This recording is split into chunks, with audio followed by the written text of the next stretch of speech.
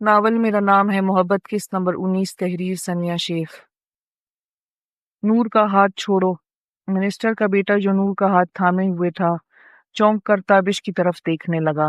تابش کی آنکھوں میں وحشت اور غصے کی چنگاریاں تھیں۔ تابش ان دونوں کے سر پر سوار ہوتا گرج رہا تھا۔ منسٹر صاحب کے بیٹے نے اوپر سے نیچے تک تابش کو گھورا۔ کیوں بھائی، کیا مسئلہ ہے تمہارا؟ وہ تابش کے سامنے تن کر کھڑا ہو گیا۔ میرا ہی تو مسئلہ ہے یہ نور، مجھے اس سے کچھ ضروری بات کرنی ہے۔ چلو نور، وہ اب ڈائریکٹ نور سے مخاطب ہوا۔ نور نے حیرت سے تابش کو دیکھا جو غصے سے بھرا ہوا لگ رہا تھا۔ میں یہاں مصروف ہوں، بعد میں بات کر لیں گے، نور نے نرمی سے کہا۔ سن لیا نہ، وہ بزی ہیں، چلو اب نکلو۔ میں نور سے بات کر رہا ہوں، تم سے نہیں۔ تابش کی مٹھیاں بھینچ گئیں، مگر وہ اپنے غصے کو قابو میں رکھتے ہوئے بولا، نور میرے ساتھ چلو ابھی۔ تابش نے ایک تیز نظر منسٹر کے بیٹے پر ڈالی جو بے حد پر اعتماد انداز میں کھڑا تھا۔ نور نے کچھ کہنے کے لیے منہ کھولا مگر تابش نے اس کی طرف دیکھتے ہوئے سخت لہجے میں کہا، میں آتی ہوں، آپ جائیں۔ نور کو آج یہ پولیس والا نشے میں لگ رہا تھا۔ تابش کا صبر جواب دے گیا۔ ایک جھٹکے میں اس نے نور کی کلائی پکڑی اور اسے اپنے قریب کر لیا۔ نور، ایک آخری بار کہہ رہا ہوں، میرے ساتھ چلو ابھی فوراً، مجھے کوئی پرواہ نہیں کہ تم مصروف ہو یا نہیں، تابش نے سختی سے کہا اور نور کا بازو پکڑ کر اسے تقریب کے ہجوم سے تھوڑا دور لے آیا۔ نور کی آنکھیں حیرت اور غصے سے پھیل گئیں۔ وہ اپنی کلائی چھڑوانے کی کوشش کرنے لگی مگر تابش کی گرفت مضبوط تھی۔ ایک سائڈ پر پہنچے تو نور نے جھٹکے سے اپنا ہاتھ چھڑایا۔ یہ کیا بدتمیزی ہے، سب لوگ دیکھ رہے تھے۔ نور، تم جانتی ہو وہ لڑکا تمہارے لیے ٹھیک نہیں ہے، تابش اب کے بار تھوڑا تحمل سے بولا۔ کیا مطلب؟ میں کون سا اس کے ساتھ فلموں میں آ رہی ہوں؟ وہ نور ہی کیا جو بات کا جواب سیدھا جواب دے۔ نور، اس نے گہری سانس لی۔ تابش خود نہیں جانتا تھا کہ اسے کیا کہنا ہے۔ میری بات سنیں، یہ پاکستانی ہیروئنوں کی طرح ٹھنڈی آہیں نہ بھریں، ذرا اچھا نہیں لگتے۔ روزے رکھ رکھ کر دماغی کمزوری ہو گئی ہے، آپ کو آرام کی ضرورت ہے۔ آپ گھر جائیں اور آرام کریں۔ وہ جانے کے لیے دوبارہ مڑی تو تابش نے اسے پھر سے اپنی طرف کھینچ لیا۔ لڑکی، تم آرام سے 2 منٹ میری بات نہیں سن سکتی؟ اب خبردار جو ہیلی، تابش نے اسے ڈانٹ کر سیدھا کھڑا کیا۔ آپ میری بات سنیں ذرا، میں کوئی ناسمجھ بچی نہیں ہوں۔ نور نے تیز لہجے میں جواب دیا، مجھے پتا ہے کس سے کیسے ڈیل کرنا ہے، مجھے مت بتائیں مجھے کیا کرنا ہے، وہ خفگی سے بولی۔ تو پھر تمہیں یہ بھی پتہ ہونا چاہیے کہ وہ تم میں دلچسپی کیوں لے رہا تھا، وہ تمہارے ایوارڈ سے متاثر نہیں تھا نور۔ نور نے ناگواری سے کہا، بس کریں، ہر چیز میں شک کیوں نکالتے ہیں؟ پولیس والے ہیں تو اس کا کیا مطلب ہے آپ ہر چیز کو اب شک کی نگاہ سے دیکھیں گے؟ دیکھو نور، تم بات کو سمجھ نہیں رہی۔ کیا سمجھوں؟ یہ ایسے مجھے بھری محفل میں جو پکڑ کر لائے ہیں، بدنام نہ ہوں گے تو کیا ہوں گے ہم، نور لاپرواہی سے بولی۔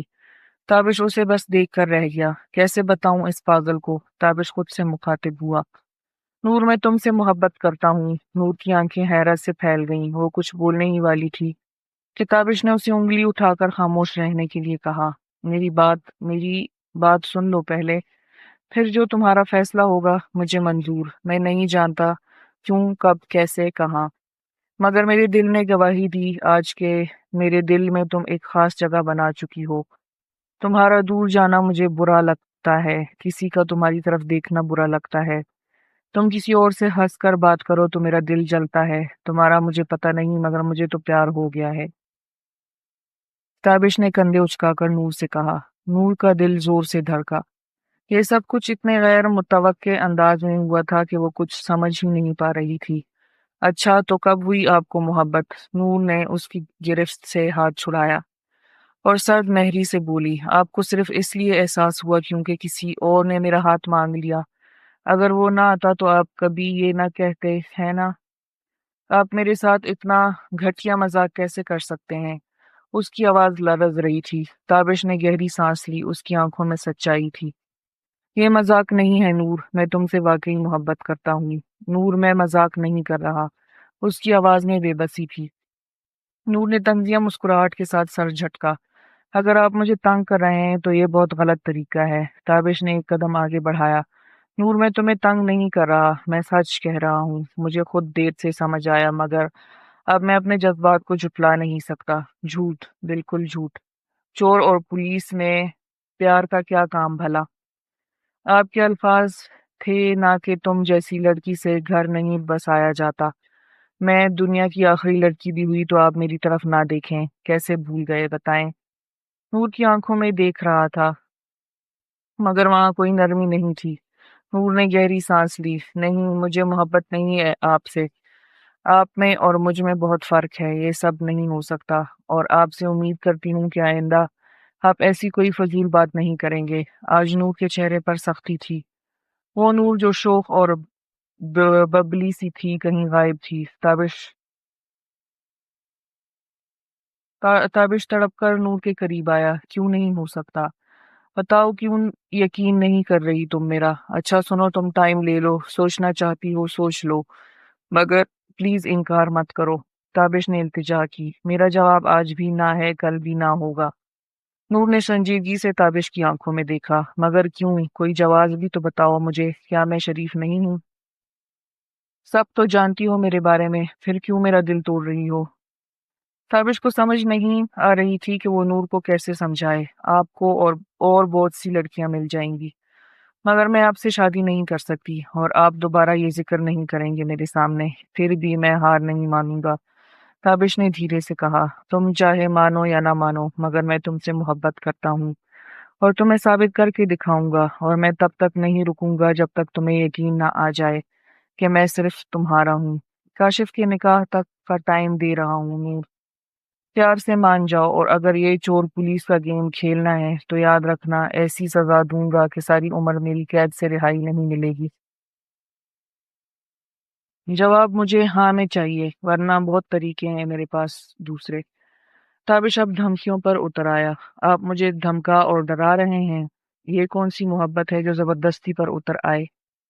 یہ تابش چتوئی کی محبت ہے جو وہ نور سے کر بیٹھا ہے۔ گھر جاؤ، میرے بارے میں سوچو، ہمارے بارے میں سوچو، انکار کی گنجائش نہیں تمہارے پاس۔ نور نے بے یقینی سے تابش کی آنکھوں میں دیکھا جہاں اس کے لیے محبت کا سمندر ٹھاٹے مار رہا تھا، مگر وہ یقین کرنا ہی نہیں چاہتی تھی۔ یہ تابش کا کون سا روپ تھا؟ کہیں کوئی بدلہ تو نہیں لے رہا؟ عجیب سی کشمکش میں پڑ گئی تھی۔ وجدان تراویح پڑھ کر حویلی کے اندر آیا تو اس کی نظریں بے اختیار ماروی کو ڈھونڈنے لگیں۔ وہ کہیں دکھائی نہیں دی تو اس کے قدم خود بخود دادی سائیں کے کمرے کی طرف بڑھ گئے۔ راستے میں دادی سائیں ملی جو اپنے مخصوص انداز میں تسبیح گھما رہی تھیں۔ سردار سائیں، کس کی تلاش میں ہو؟ دادی نے مسکرا کر پوچھا۔ وجدان نے ماتھے پر تیوری ڈالی۔ ماروی کہاں ہے؟ نظر نہیں آ رہی۔ دادی نے ایک نظر اسے دیکھا اور مسکراتے ہوئے بولی، حویلی میں اتنے لوگ ہیں، سب کو چھوڑ کر بس ایک ہی کی تلاش رہتی ہے۔ وجدان نے مسکراہٹ دبائی۔ دادی سائیں، وہ نظر نہیں آ رہی تو پوچھ لیا، اور باقی سب سے تو میں مل لیا، بس آپ کی لاڈلی چھپ رہی ہیں مجھ سے۔ پڑھائی کا ٹائم جو ہے، کچھ غلط کہا میں نے؟ دادی نے ہنستے ہوئے اس کے کندھے پر ہاتھ رکھا۔ وہ کمرے میں نماز پڑھ رہی تھی، پر مجھے تو لگتا ہے کہ اب تمہیں اس کی ضرورت کچھ زیادہ ہی محسوس ہونے لگی ہے۔ وجدان دادی کی بات پر خفیف سا کھنکھارا اور نظریں چرائیں۔ دادی نے شرارت سے آنکھ دبائی۔ بیٹا میں بوڑھی ہو گئی ہوں، مگر سمجھ سب آتا ہے، اور یہ تم جب سے اسے پڑھانے لگے ہو وہ کمزور ہونے لگی ہے۔ بھاڑ میں ڈالو پڑھائی کو، اتنی سمجھدار بچی ہے وہ۔ خبردار جو اسے تنگ کرتے ہو تم۔ اللہ نے کیا ذائقہ دیا ہے ہاتھ میں، زبان کی مٹھاس، پاکیزہ دل، بس کرو اس پر ظلم۔ دادی سائیں کو شدید غصہ تھا وجدان پر جو وہ اب نکال رہی تھیں۔ وجدان دادی کی چالاکی سمجھ گیا۔ وہ مسکراتے ہوئے سر جھٹک کر بولا، آپ انہیں بگاڑے مت، ان کے بھلے کے لیے ہے یہ سب، اور بالکل نہیں پڑھتی وہ۔ کل رات تو کتابوں پر ہی سونے کا شغل فرما رہی تھیں۔ بہانے سارے آتے ہیں انہیں بچنے کے۔ کل رات کا سین یاد کرتے وجدان کے چہرے پر ایک خوبصورت سی مسکراہٹ سجی تھی۔ ماروی کو پڑھاتے ہوئے وجدان نے کال اٹینڈ کی تھی۔ صرف 2 منٹ لگے تھے وجدان کو فون پر۔ ماروی صاحبہ اپنی کتابوں پر سر رکھے نیند کی وادیوں میں کھو چکی تھیں۔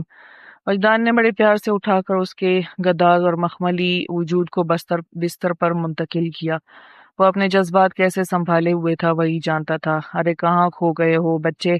دادی سائیں کی آواز پر وجدان ان کی طرف متوجہ ہوا۔ کچھ نہیں دادی سائیں، بس تھک گیا ہوں، آرام کروں گا، اس نے مسکرا کر بولا۔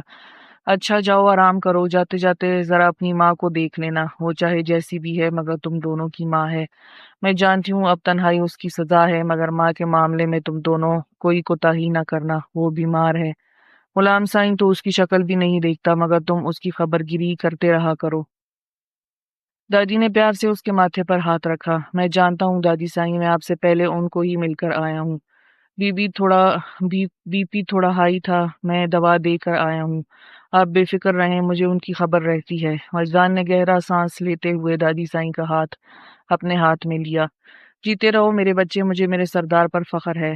جا اب اپنی ماروی کو ڈھونڈ اور مل جائے تو میرا پیار دینا۔ آخری بات انہوں نے شرارت سے بولی تھی۔ وجدان ان کی بات پر ہنستا ہوا سر ہلا گیا۔ وجدان کمرے میں داخل ہوا تو ماروی اپنے کمرے میں جائے نماز پر بیٹھی اللہ جی سے شکوے کر رہی تھی۔ اللہ جی، یہ سائیں نہ بس زبردستی کرتے ہیں، کہہ تو دیا تھا مجھے پڑھائی میں دل نہیں لگتا، مگر نہیں، انہیں بس اپنی مرضی منوانی ہے۔ سائیں کو لگتا ہے کہ میں پڑھ لکھ جاؤں گی تو کوئی نوکری کر لوں گی۔ حویلی میں کون سی نوکری کرنی ہے، آپ ہی بتائیں، یہ کون سا انصاف ہے؟ وجدان دروازے پر کھڑا ہاتھ باندھے مزے سے ماروی کی باتیں سن رہا تھا۔ اس کے لبوں پر مسکراہٹ کھیل رہی تھی۔ وہ جانتا تھا کہ ماروی ضدی ہے، مگر اتنی معصوم شکایتیں کرے گی یہ اندازہ نہیں تھا۔ اللہ جی، یہ بہت ظالم ہے، بالکل بھی پیار نہیں کرتے مجھ سے، بس اپنی مرضی چلواتے ہیں، جو کہہ دیا وہ پتھر کی لکیر۔ مجھے تو لگتا تھا کہ سردارنی بنوں گی تو کوئی شان ہوگی، عزت ہوگی، نخرے اٹھائے جائیں گے، پر نہیں، یہاں تو ہر وقت پڑھائی پڑھائی کی رٹ لگا رکھی ہے۔ اللہ جی، سردارنی سے کوئی ایسے پیش آتا ہے؟ کہیں لکھا ہے کہ سردارنیوں کو بھی امتحان دینے پڑتے ہیں؟ مجھے تو لگتا تھا کہ میں بس حویلی سنبھالوں گی، آرڈر دوں گی، پر یہاں تو الٹا خود مجھ پر ہی حکم چل رہا ہے۔ وجدان نے کھنکار کر اپنی موجودگی کا احساس دلایا۔ ماروی نے چونک کر پیچھے دیکھا تو اسے کھڑے دیکھ کر اس کی آنکھیں حیرت سے پھیل گئیں۔ سائیں آپ، وہ ہکلائی۔ اسے دیکھ کر اس کی آنکھیں حیرت سے پھیل گئیں۔ آپ کو اپنے مجازی خدا کی کوئی خبر بھی نہیں ہوتی؟ یوں چھپ کر آپ مجھے سزا دینا چاہتی ہیں؟ وجدان نے شکوہ کیا۔ آپ کا باعث سائیں، آپ تو زمینوں پر گئے تھے نا؟ آمنہ بتا رہی تھی اب آپ 3-4 دن نہیں آئیں گے حویلی۔ وجدان کو دیکھ کر اسے خجالت سی محسوس ہوئی۔ کچھ سن تو نہیں لیا؟ ڈارک گرین کلر کی کرتی پر اسی رنگ کے دوپٹے میں لپٹا اس کا وجود پریوں کو بھی مات دے رہا تھا۔ اس کی آنکھوں میں شرمندگی اور چہرے پر پکڑے جانے کا خوف۔ واللہ آج وجدان کا دل بری طرح دھڑکا گئی تھی۔ اس کا معصوم سراپا وجدان کو اکسا رہا تھا کہ وہ ماریو کو اپنے حصار میں لیتے ہوئے اسے بتائے کہ اس کا سائیں تو دیوانہ ہے اس کا۔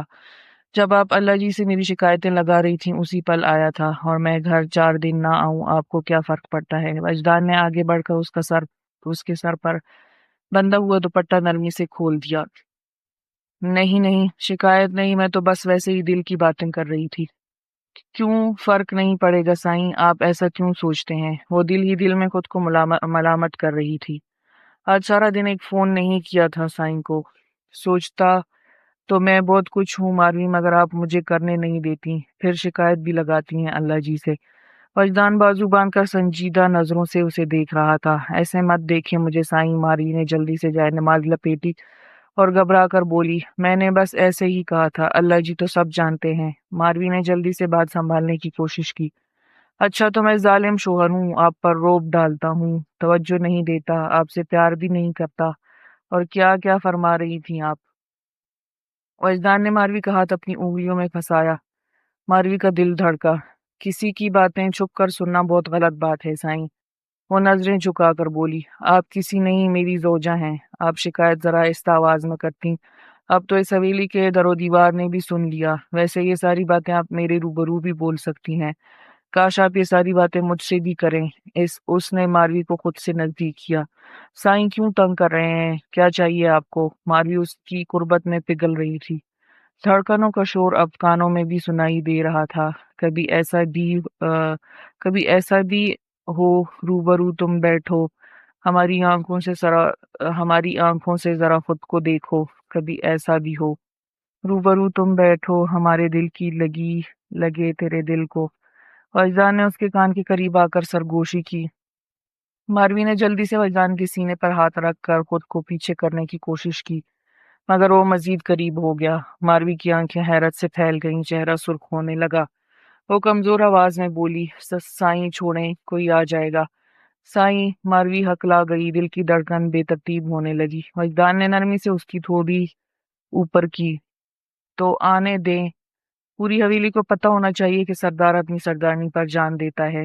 سائیں، آپ سچ میں بہت ظالم ہیں، وہ بمشکل بولی۔ اچھا تو اب میں لگاؤں آپ کی شکایت اللہ جی کو؟ میری بیوی مجھے پیار کرنے کا موقع ہی نہیں دیتی، پھر آپ کو شکایت لگاتی ہے۔ وجدان اسے تنگ کرنے سے باز نہ آیا۔ توبہ توبہ، آپ اللہ جی سے ایسی باتیں کریں گے؟ ماروی نے حیرت سے وجدان کو دیکھا۔ تو آپ سن لیں پھر میری ایسی باتیں۔ ماروی نے نظریں جھکا لیں، دل زور زور سے دھڑکنے لگا۔ وجدان نے اس کے کان کے قریب آ کر سرگوشی کی۔ اب بولے، اللہ جی سے کوئی اور شکایت کرنی ہے؟ ماروی نے جلدی سے سر نفی میں ہلا دیا۔ نہیں، اللہ جی بہت مصروف ہے، میں ان کا وقت ضائع نہیں کروں گی۔ وجدان نے ایک فلک شگاف کہا لگایا۔ ماروی نے جلدی سے اس کے منہ پر ہاتھ رکھا۔ سائیں چپ کریں، سب جاگ جائیں گے۔ ہاں ہاں ہاں، کیا کروں میں آپ کا ماروی؟ وجدان کے ہونٹوں پر ایک شریر مسکراہٹ ابھری۔ چند لمحوں بعد وجدان نے گہرا سانس لیا اور آہستہ سے اسے چھوڑ دیا۔ چلیں، رات بہت ہو گئی، اب سو جاتے ہیں، اب ٹائم بھی زیادہ ہو گیا، اسٹڈی کل ہوگی۔ ہاں نا سائیں، بہت ٹائم ہو گیا، آپ بھی تھک گئے ہیں، اسٹڈی کل ہوتی رہے گی۔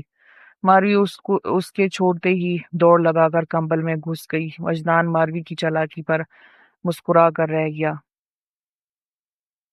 رات کے کسی پہر ہوا نے کھڑکی کے پردے سرسرائے تو آیت نے بے چینی سے آنکھیں کھول دیں۔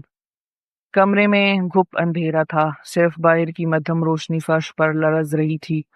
آیت چھت کو گھورتی رہی، اس شفاق انسان کے بارے میں سوچتی جو دوپہر سے اب تک نظر تک نہیں آیا تھا، افطاری پر بھی نہیں۔ اتنا بھی کیا غصہ، اس نے خود سے سوال کیا۔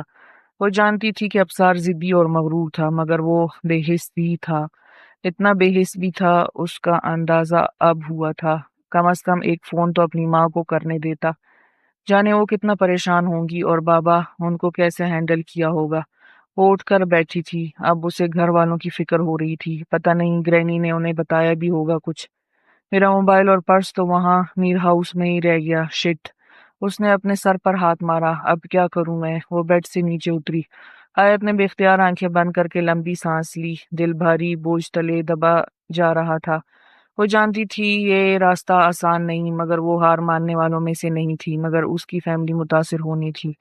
اف، بہت مشکل راستہ ہے یہ، میرے اللہ مجھے ہمت دے۔ وہ زیر لب بڑبڑائی، آنسو ضبط کرتے ہوئے۔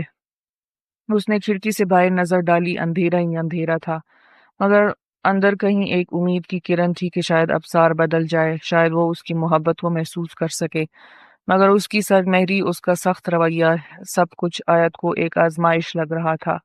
اگر تو میرے ساتھ ہے تو مجھے کسی چیز کا ڈر نہیں، یا اللہ بس میرا حوصلہ قائم رکھ۔ اس نے دل میں دعا کی اور اپنے آنسو پونچھ لیے۔ یہ جنگ صبر کی تھی اور وہ جانتی تھی کہ یہ آسان نہیں، مگر وہ لڑنے کے لیے تیار تھی۔ آیت کی نظریں دروازے پر جمی تھیں، ہر گزرتے لمحے کے ساتھ امید کا ایک دیا جلتا اور بجھتا جا رہا تھا۔ دل کہہ رہا تھا کہ ابصار آئے گا، پوچھے گا کہ اس نے روزہ کھولا یا نہیں، شاید کچھ کھانے کے لیے کہے، مگر حقیقت اس کے بالکل برعکس تھی۔ رات گہری ہو رہی تھی اور ابصار کا کوئی اتا پتہ نہیں تھا۔ وہ نہیں آئے گا، آیت نے خود کو سمجھایا، مگر دل تھا کہ ایک امید پر اٹکا ہوا تھا۔ وہ بس چاہتی تھی کہ ابصار ایک بار آ کر پوچھ لے، مگر وہ نہیں آیا۔ وہ بے بس ہو کر اٹھ گئی، پانی کا گلاس اٹھایا، مگر حلق میں جیسے کانٹے چبھنے لگے۔ عجیب سا احساس تھا، وہ اس کے نکاح میں تھی، اس کی بیوی تھی، مگر اجنبیت کی دیوار اتنی اونچی تھی کہ وہ اس کے قریب جا کر بھی اس تک پہنچ نہیں سکتی تھی۔ کیا میں واقعی صحیح کر رہی ہوں یا یہ سب میری ضد ہے؟ اگر میں ابصار کا دل نہ جیت سکی تو میں تو مر جاؤں گی۔ اس ظالم شفاق انسان سے محبت ہوئی ہی کیوں مجھے؟ اچھی خاصی نفرت سے آغاز ہوا تھا، یہ عشق بلا وجہ ہی آ بیٹھا ہمارے بیچ۔ اللہ ہی حافظ ہے تیرا تیرا تو آیت بی بی، دل بھی ایک جن سے لگا لیا۔ آیت نے گہرا سانس لیا اور باہر جانے کا فیصلہ کیا۔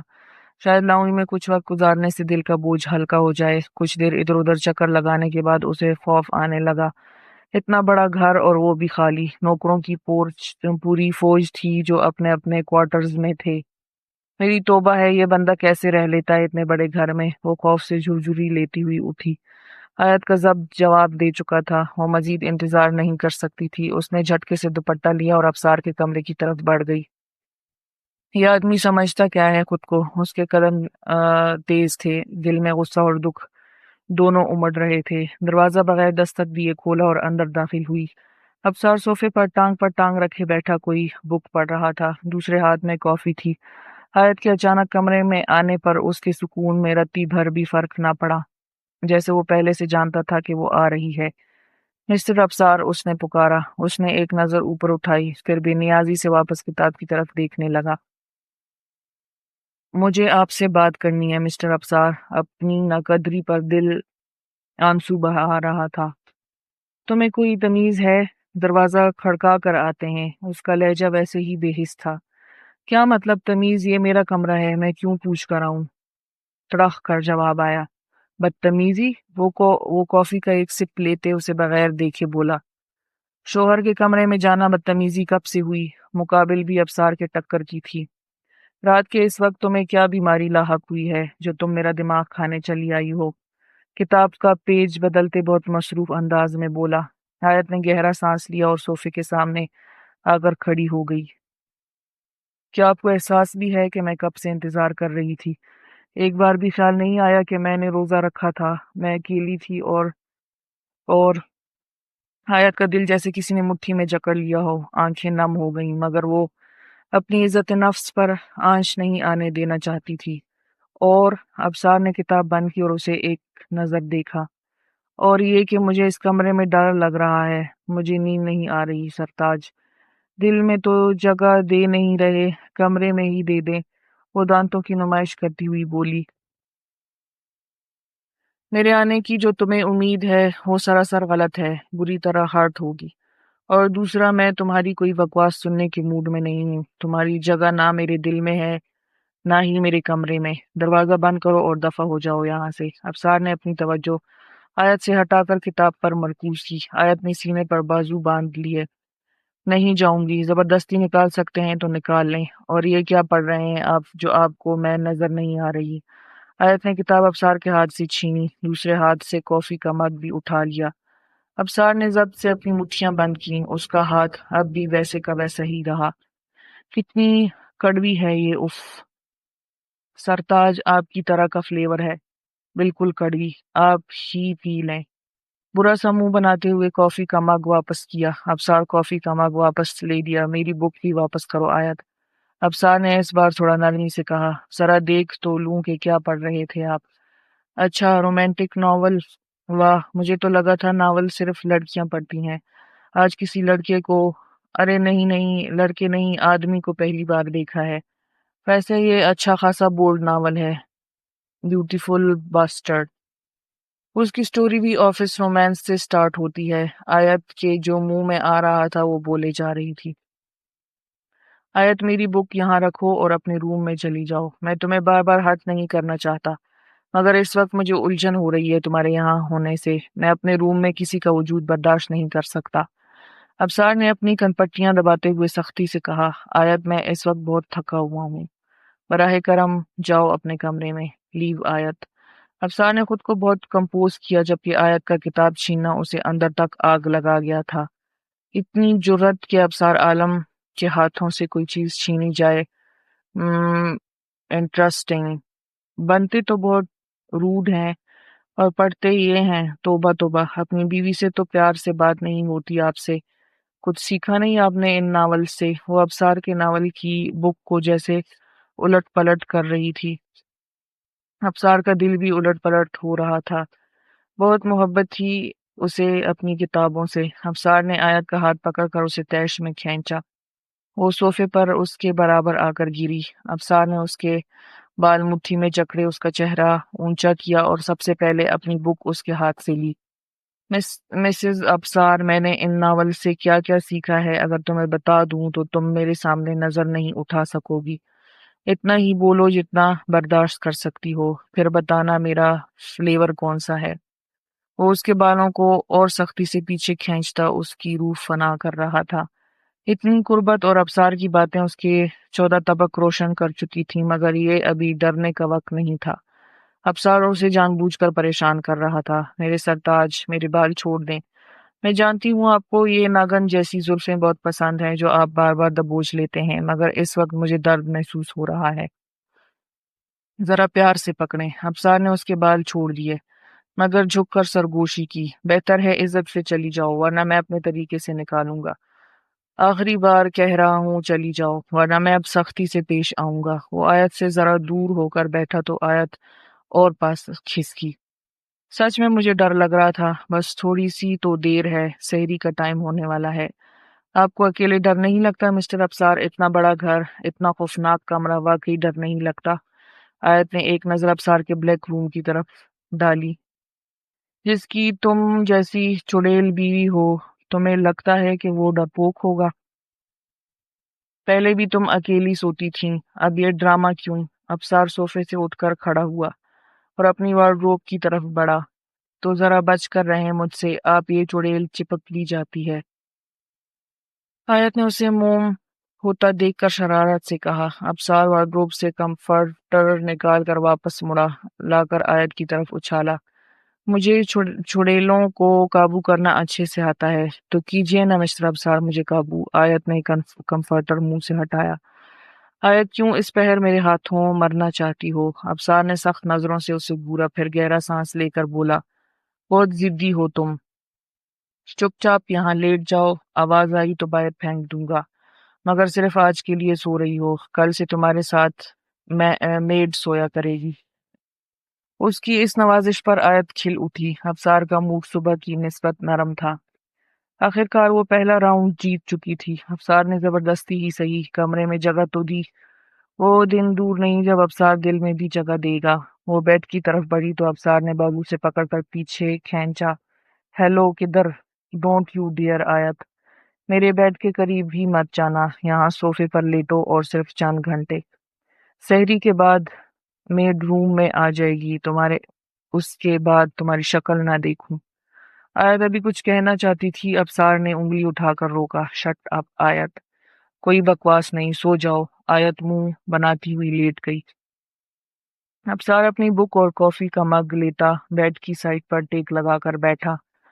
آیت کو انجانی خوشی ہوئی کہ اس کی جھوٹی کافی پی رہا تھا۔ مسٹر ابصار۔ 2 منٹ بعد وہ پھر بولی، بات سنیں نا سرتاج۔ ابصار نے بھویں اچکائی۔ اب کیا تکلیف ہے؟ اب ابصار کو غصہ آ رہا تھا، وہ مسلسل اسے زج کر رہی تھی۔ آپ یہ فضول ناول نہ پڑھیں، آگے کے سینز اچھے نہیں ہیں، آیت نے مدھم آواز میں کہا۔ ابصار نے پہلے نہ سمجھی سے اسے دیکھا، پھر بعد میں بات کا مفہوم سمجھنے کے بعد اس کے چہرے پر بے اختیار منی سی مسکراہٹ آ گئی۔ بے فکر رہو، میں تمہارے ساتھ ایسا کچھ بھی کرنے کا ارادہ نہیں رکھتا۔ ابصار کا جواب آیت کو سرخ کر گیا۔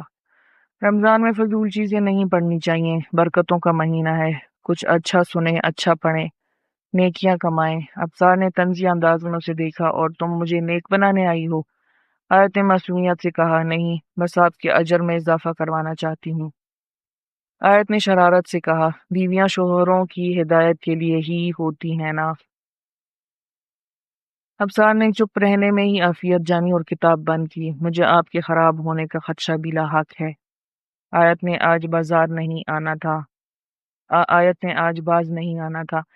آیت تمہارے نزدیک میں ایک کمزور کردار کا آدمی ہوں جو ایک ناول پڑھ کر خراب ہو جائے گا۔